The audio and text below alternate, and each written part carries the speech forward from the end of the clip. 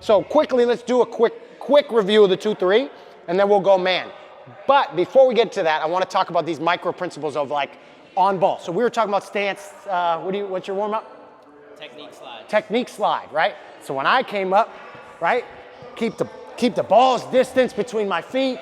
I'm not crossing my legs. Forget that, right? That's way outdated, and it's not effective, right? A fast guy, I need to be slide, cross, right? Every time. So that's what I'm teaching my kids at this age, so they get to high school and they're way ahead. Because even high school guys, I don't think are still teaching that. But I teach it through, like, if a guy is struggling with that, I'll make them hold the ball out. So you're fully extended, your core is challenged, you're in a stance, and you're going the full length of the court. Step, slide, cross. Maintaining that square to the baseline, chest. I'm catching the drive with my chest. I'm getting rid of the habits that I want to just reach of the ball because I have this here. I like teaching the cross. You don't have to, but I don't want you to teach this idea of and now opening the gate. If Matty drives on me and I cut him off and he changes direction, I'm not opening that gate. No way. I'm giving him a driving lane. So if he drives this way and I cut him off and he wants to go this way, I Marcus Smart him. Marcus Smart says, I give ground. So now, if he drove that way, I cut him off, and he tries to change. I'm not doing that, right? I'm not swinging my hip. I'm maintaining my integrity, and I'm giving ground. So now, where's he gonna go? I'm still here. He made his double move, and he's dead in the water. That's how I teach defense on the ball. I really want to discourage reaching on the ball, because they love to reach. So we were talking about it in the last group. Kawhi Leonard says, and he's got different wingspan than all of us, he's not here. The claws are not here, they're here. So now, instead of being out, I have my arms in, I'm much more on balance and much more able to move, and it's not like I'm reaching like this. I'm like only going if I know I can get it, or I'm slapping up so it doesn't look like a foul. So these small, I don't think it's taught that much at that level, but I think they're ready for it. Yes, sir. My son and a lot of his teammates have a habit. They put their hands on here, but as soon as they sense they're getting beat, they put their, they start. They try to put their hands on the front. Sure. Yeah, we got a bunch of hacks on my team, and I really hate. You got to learn to defend without fouling, and that's a tough one. I see that a lot too. It depends on if they're calling. How to just right? Sure, it's clean. That's great defense if you're not calling it. So how to discourage that? Yeah, that's an interesting question. I mean, that specific thing, it's like we got to be disciplined when we're playing, and hey, that's just not how we guard. Like we can't let it develop as a habit. I don't have any specific drills on, hey, he's driving. I would probably say, hey, we got to guard without our hands. We're here. Just work on that for a few days. They'll get so sick of that, they'll probably break the habit. When they get called a couple times in the game, they start complaining to the refs, they get sarcastic and they start doing that. They'll play like that defensively in a game. Wow, you got a tough group, Will. That's a tough group. I love their passion. 5th and 6th grade, just give up the jump shot. Yeah, back up. The percentage is not that high outside the free throw. Got some shooters, though. You never know. I've been very impressed with our shot making of our opponents. I have a 3rd, 4th, 5th girls and 8th grade boys and 8th grade girls, or 7th, 8th grade girls. And yeah, everyone's on fire when we're playing them, I feel like. So I was initially thinking we're gonna concede. We're not even gonna be an arm's length. I just don't want to get beat. And then guys were catching it. Oh, I'm open. So it depends.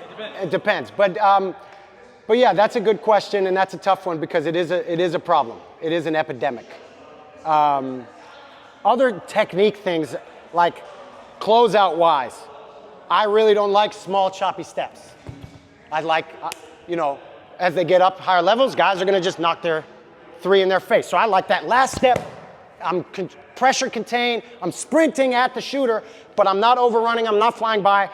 And when I guard, I'm influencing one way or the other. I can't play him square, but I can't give a drive. So I'm influencing. I'm here I take away the middle. So I teach top shoulder. If Maddie's on the left wing, I want my nose on his top shoulder so that I'm able to influence to the outside. He can't beat me on this top foot, and I'm containing the ball. I have to guard a yard in either direction. We play we don't pressure the passing lanes very much when we play man-to-man or woman-to-woman. We're in the gaps, not trying to overextend, because we're going to get turnovers regardless. And I would say one thing on the technique, like we was talking about cutting off if you're doing zigzags, like, and this is a fun drill, you can just have kids jump, see how far they can slide on one push, slide as far as they can, and they're mimicking, again, they're having fun with it, they're giggling, they think it's silly, but you're mimicking, all right, I'm beat, I gotta cut off that spot, right? Those are fun things. We do a lot of things at camp where we do lane slides, and we just have the guys see how many times they can get 1 foot outside. And again, it's a fun drill and it's a competition, but again, you're just working on, okay, getting your feet, now you can start teaching technique. Well, every time, are you crossing your feet every time? Are you doing karaoke? Or is it just that you're really pushing out to get that last spot? So those are a couple things that I really like too. And then just like some talking points that I always, I've picked up along the way with defense is really emphasizing that you as a defender have a responsibility to keep your offensive player in front of you. But you also have that obligation to the 4 other people that you're playing. So whether it's zone, man-to-man, whatever your philosophy is, your responsibility to guard your person is very high. But it's also not just because you don't want to get scored on, but it's because when you don't do your job, it puts pressure on the 4 others that are trying to help. So one thing that I always say, whether you're in zone or man, doesn't matter, your position is your help. So what that basically means is if the ball is over here with Aaron, and I'm guarding my person like this, well, I might be doing my job, but I'm missing out on the other 4 people. So the way that I can help my teammates is by being in the right position. So your position is your help. I'm much more likely to be a detriment to him making a move if I'm in the right position of help, right? So your position is your help. The other thing I always like, just kind of a catchy thing, is that it's okay to be a little bit late on offense, but you want to be early on defense, right? So if he drives, I don't want to be late to now come and try to cut him off and get a foul or miss it, right? I want to be early, so I'd rather be here so that I can get over here. On offense, if I'm like, oh, I'm supposed to pass and cut, but I'm second late, that's okay, right? Because the offense is still going to flow. So just reminding them, hey, it's okay if the ball gets swung and let's say you are doing a shell drill or something, it's okay to be a little bit early.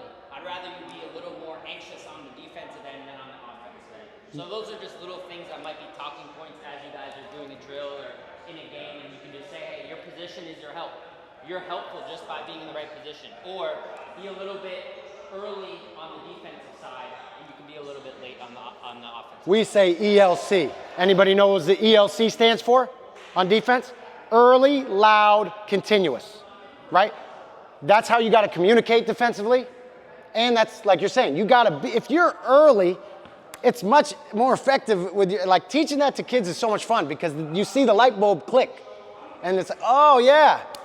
So I want to get to that 2-3 stuff to dispel the myth, but I think it'll be more valuable just what I would do instead of shell. Okay, I ask you a question? Yeah. You said earlier that you don't have your kids when they're a man in the passing lane about like. Yeah, when we're one pass of the way, yeah. Do you find that that's helping you when the kids are rebounding? Have you noticed the difference? We're terrible at rebounding. It should help, but it doesn't. But yes, you're not getting out of position, gambling for steals. You're not denying passes. You should be able to secure a block out and get the ball better. I think so, but not for us specifically yet. So let's just show you this quick drill. It'll take 20 seconds, Pack. Is that okay? So instead of like a shell, I think it's more constructive and useful and enjoyable to do this drill, which is from who's now with the Phoenix Suns, Mike Hopkins. So can you be in the front, Rob? Maddie, be on the wing with the ball. I need one more helper. Doesn't matter who, on defense. And then hypothetically, Packy's on the wing, and Aaron, you're in the corner. So Maddie has the ball, and all we have to do, us three, we're in a line. I'm an O or D. We're us three on defense, they're on offense. So we're just going like this. Follow my lead, guys. Follow my lead. Yep, keep going. We're just doing this. And then when Maddie decides to go, he'll go, okay, I'm coming over to help. You're still in. If I do my job here, Maddie doesn't get a layup. There's no clarity on who that is, right? somebody got to go. Once he decides to drive, tactically, he drives. Okay, we have a breakdown. So now we're playing live out of this. I cut Matty off, he's kicking it out. Whoever's closest has got to go get first pass. But just getting that little movement, creating the trigger, it simulates, you know, any situation defensively. So, you know, then you switch offense to defense, make the kids be on both spots, obviously. But I really like that in terms of like, what can we do with the time we would have done shell? I think that one's a really good one. Bring it in, bring it in, bring it in. Thank you, guys. Thank you, guys. Good luck this season. Let's say UPB on 3. 1, 2, 3. UPB!